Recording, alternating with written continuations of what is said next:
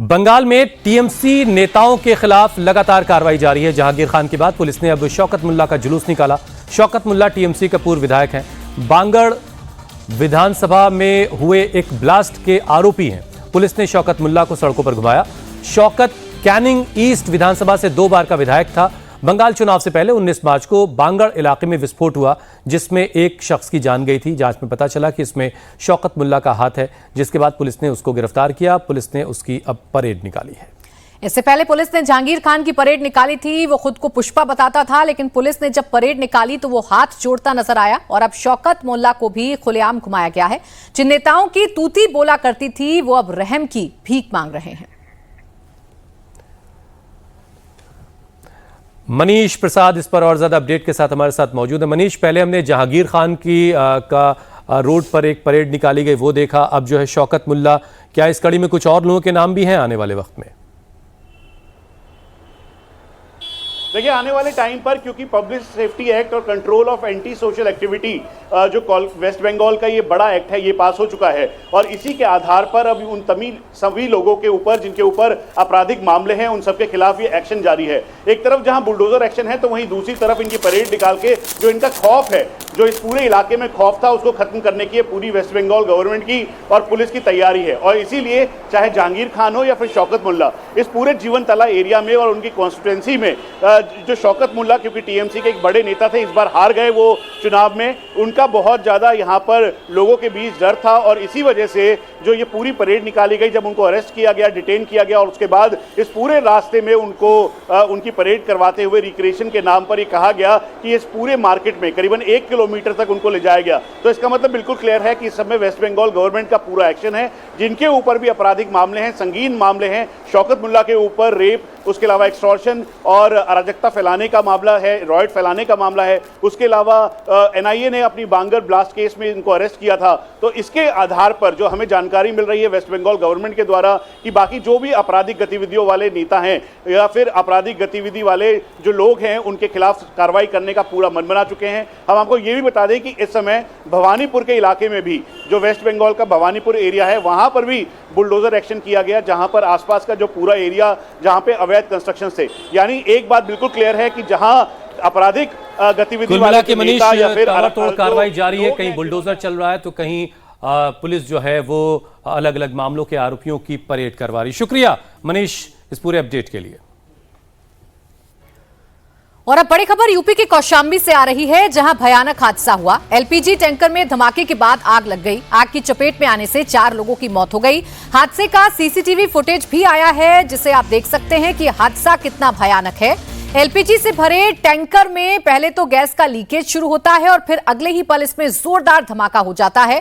धमाके से पूरा इलाका दहल उठा। आग की लपटें इतनी ऊपर उठने लगी कि कई किलोमीटर दूर से भी आग का तांडव साफ देखा गया। आग की लपटों का यह तांडव यूपी के कौशाम्बी के सिहोरी टोल प्लाजा पर देखने को मिला है। दरअसल ये हादसा 26 जून का है और अब उसका ये सीसीटीवी फुटेज सामने आया है। एक एलपीजी टैंकर टोल प्लाजा से गुजरने की कोशिश के दौरान वहां जो डिवाइडर बना होता है उससे टकरा गया और एलपीजी का रिसाव होने लगा। और देखते ही देखते उस पूरे इलाके में एलपीजी का धुआं सा भरने लगा। और जब कहीं से कोई चिंगारी मिली तो पूरा इलाका आग के गोले में तब्दील हो गया। भयानक आग की लपटें उठ रही हैं। जब हम आपको जो दूसरी तस्वीर वो दिखाएंगे तो आप देख पाएंगे कि इसमें 2 टैंकर दिख रहे हैं। मतलब ये कि दूसरा टैंकर भी उस आग की जद में जरूर आया होगा। ये देखिए, जो पीछे से टैंकर ने ओवरटेक करने की कोशिश की और वो डिवाइडर से टकराया और उसके बाद उसमें से एलपीजी का रिसाव हो रहा है और पूरा इलाका धुआं धुआं हो गया। पूरे इलाके में धुआं भरने लगा। और इससे पहले कि लोग कुछ समझ पाते, कहीं से चिंगारी मिली और एक बड़ा धमाका हुआ। और इस धमाके में 4 लोगों की जानें गई हैं, टैंकर के ड्राइवर समेत। रुचि कुमार हमारी सहयोगी जुड़ गई हैं ज्यादा अपडेट्स के साथ। रुचि, क्या जानकारी मिल पा रही है इस हादसे को लेकर? क्या अपडेट है? कितने लोग घायल हैं? मौत का आंकड़ा 4 ही है क्या? इस हादसे में 5 लोग की मौत हुई है। उसमें जो एक टैंकर का ड्राइवर है और एक सड़क पे चलने वाला शख्स है और 3 लोग टोल के में जो काम करते हैं वो लोग थे। अब ये पूरा हादसा क्यों हुआ ये अगर आप समझिएगा तो जो रफ्तार होती है, जब आप टोल पे जाते ही हैं, टोल प्लाज़ा था जो कौशाम्बी से कानपुर की तरफ सड़क जा रही है। अब टोल प्लाज़ा हम जब जाते हैं तो आप देखती हैं कि लंबी लंबी कतारें गाड़ियों की लगी रहती हैं, तो हर आदमी कोशिश करता है कि ऐसे ही लाइन में लग जाए जिसमें हम जल्दी निकल जाए।